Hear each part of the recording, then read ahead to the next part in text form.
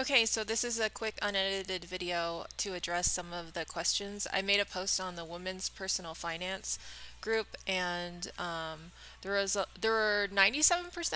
It's not an exact science. 97% good responses, and a lot of the same questions, and I really do want to respond to everybody's questions individually, but I guess I'm reaching some sort of like limit on the page where I can't, I have to like space out my responses to avoid spam and whatnot. So, yep, so here I am filming on my computer that I just set up the other day in my apartment that's in Hippodromo, which is, I guess, in Condesa, and it's south of Parque Mexico without getting like super specific. Um, that's pretty specific. But yeah, so my apartment, just to give you guys, for the ones that were wondering about my apartment is it's over 230 square meters. I don't know the exact size, but that equates to about 2,500 square feet or larger. My house, which was a ranch style house in Texas, cost me was less than 2,500 square feet. So this is as big or bigger. I have three bedrooms, and in Texas, I had four bedrooms. And my daughter now shares a room with my youngest daughter shares a room with my middle daughter. I have three kids, by the way. I have a son that's almost 17 who's attending school online through K-12. I have a daughter who's 10 and she's in the fourth grade. She was at public school, which I hated, but now she's in a private Montessori school. And then my toddler is 2. She was at a good daycare back in Texas that cost us $600 a month. We liked it. It wasn't glamorous. It's like any other daycare in the United States where everybody that works there is like 23 years old. And then now she's in a really good private Montessori daycare that is 5 hours long, and a they have a yoga studio. So that's like a level of bougie that I'm not familiar with, but I appreciate. Also, all the other people that drop off their kids are like money bags. So they all have like really nice clothes. The foreigners are like from Chicago or wherever, or like their husbands work for the embassy or something like that. And then my husband and I are just wearing like athleisure wear and sweatpants and um, yeah, like outlet clothing, lots of Old Navy, and whenever we drop off our kid, we're just like chilling in like Crocs, and then everybody else has like a driver and a Mercedes and a Audi and stuff, and all of the locals that of the kids that go to the school they know Spanish. I mean, they know English, so they still like communicate with us, and then their kids were raised in this area and they speak English with like a U.S. accent.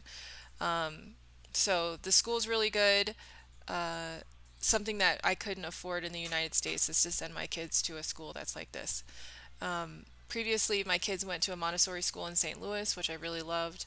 But really, the only reason why we were able to get in is because one, it's a charter school, so I didn't have to pay for tuition. And two, I think it was really demographics that were on my side because we didn't live in the catchment. And at the time, there were like less than 1% Asian students. Although whenever I left, there were more Asians. Like a lot of people were moving to that area of the city just to go to that school. But anyways, that's St. Louis. That's not Mexico City. So I'm trying to keep this brief and not address like everything at one time. Um, so some other things that people were wondering about. Oh yeah, okay. To go back to the apartment, we found this. It was very serendipitous. We looked at maybe 3 apartments, and I had contacted a whole bunch of property managers before we got here, and we ended up staying in a place that we couldn't even. Oh, okay. So you guys can't hear this, but like every day around like 1 or 2 o'clock, because it's 1:49 right now, there are people outside that play the what's that thing called where they're like accordion, or they'll play like trumpets or trombones for tips, and it's like really magical. It's kind of like living in New Orleans. That's really the only thing that I can think of when it comes to like that level of like street performers. Okay, so anyways, back to the place. We found it through a broker. I contacted the broker. I got her name from somebody else in a foreigner's page because he was trying to get rid of his apartment. So well, everybody, whenever they move, they're like, "Oh, I'm trying to help my landlord by finding another person to take over the apartment," which is, and it's not anything like there's no financial gain from this. It's all just like people being a lot nicer than you're familiar with in the United States. Like there's no ulterior motives here.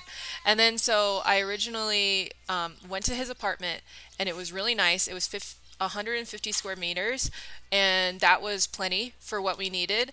But it was a fourth story walk up, which with a corgi and like a 70-pound corgi, he's right over there, a 70-pound corgi and a 2-year-old, and then just me just being like lazy. A walk up wasn't in the plan. So he gave me a number for a broker. So I contacted her and immediately she told me about this apartment. This apartment came furnished.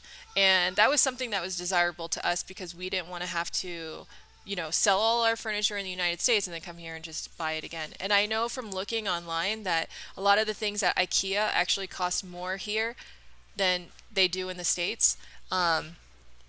So we got a furnished place and we still couldn't move in for about 3 weeks. So we were very, very eager to move in and just like get settled because previous to that, we were basically living out of Airbnbs since the end of November when we sold our house in Texas. And we're just kind of like over living out of suitcases. We also have like a family of 5, so it's just really impractical. So yeah, we moved into this place and it has a Jack and Jill bathroom with 2 sinks, and there are no tubs in the place. Um, my son has probably what's considered the master bedroom because it has its own bathroom, but I like the bedroom that I'm in, which is connected to the Jack and Jill place. And then on the other side, that bedroom is for my daughters. That used to be a library, so it's completely covered with bookcases. So we just put all of their stuff in those. Um, then our living room is giant, and it's all, as you can see, it's like all wood, and like the floors, if you could see them, are really, really pretty. That like acacia wood looking vibe where it's like multiple tones in the same piece of wood. And then behind I'm on a desktop computer right now, but behind here it opens up into the kitchen, and then there's another doorway here where you can get into the kitchen, but we closed this one just for because we didn't like just a one-way galley is fine. And then back in the kitchen is a service room where like your maid would sleep. But to me, it's like really small, and I don't feel like that's a humane place for somebody to live, although many people do.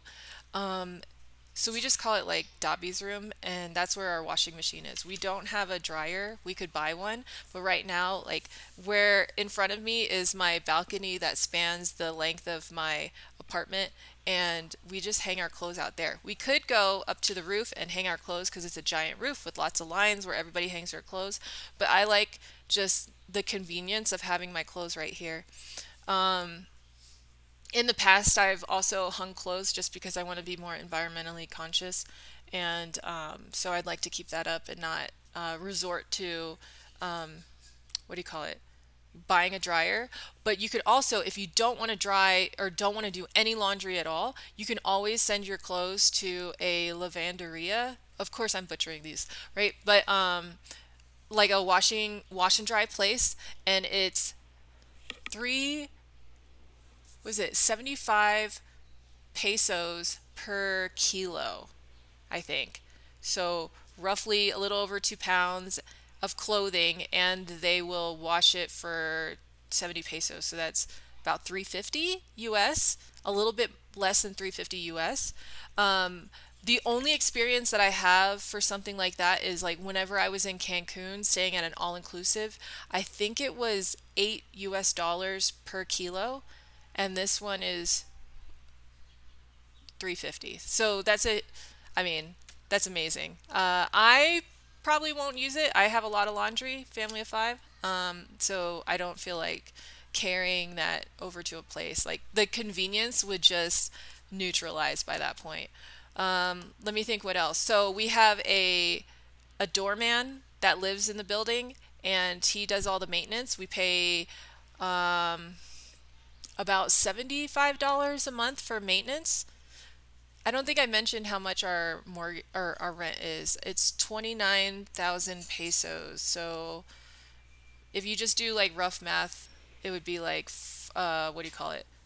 20 pesos for a dollar. So like 14 something per month, which is definitely not the cheapest thing, but it's also not the most expensive thing you can find. You can definitely find places that have in like the Beverly Hills part of the city, but like, why would you want to live in Beverly Hills? That sounds miserable, and void of culture. But yeah, so they have areas like that where a lot of people that work for the embassy will live, and those places are.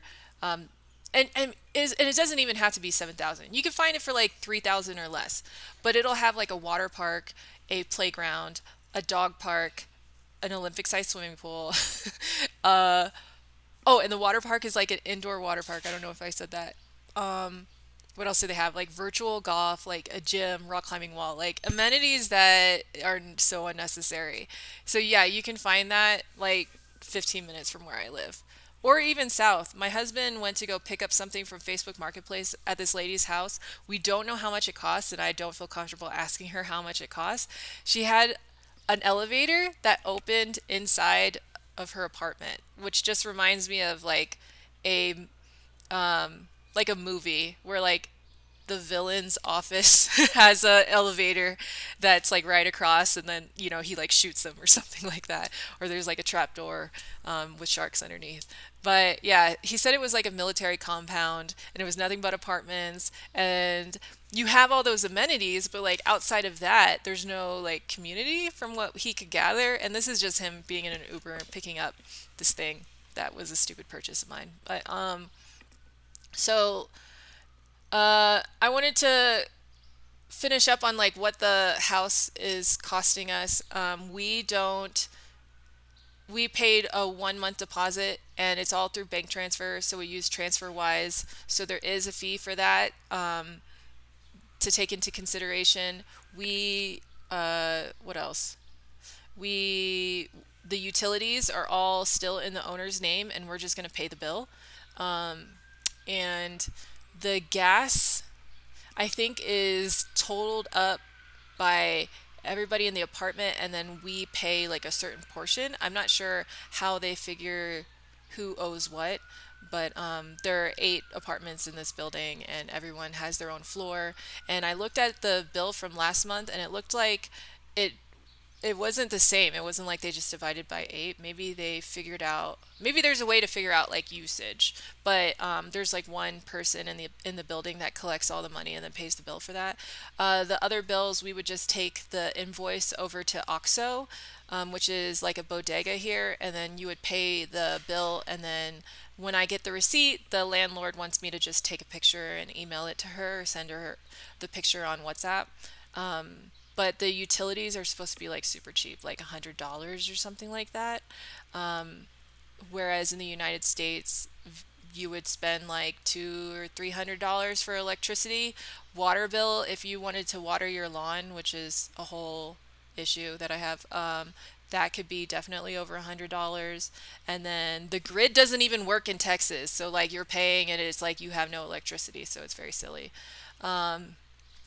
So yeah, things are just a lot cheaper here, and that's kind of it on the housing. And then I'll make another video about schools.